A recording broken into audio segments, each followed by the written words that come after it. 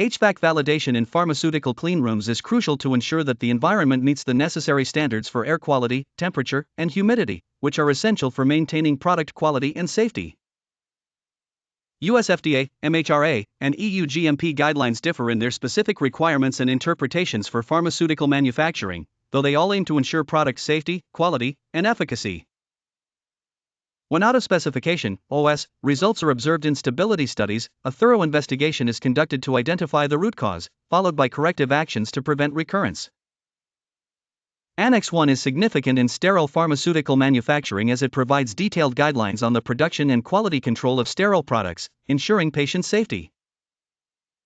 A hold-time study determines the maximum time that a product or material can be held under specified conditions before it must be used or processed, impacting batch release timelines. Ensuring data integrity in electronic batch records (EBR) involves implementing robust systems and controls to prevent unauthorized access, alterations, or deletions of data.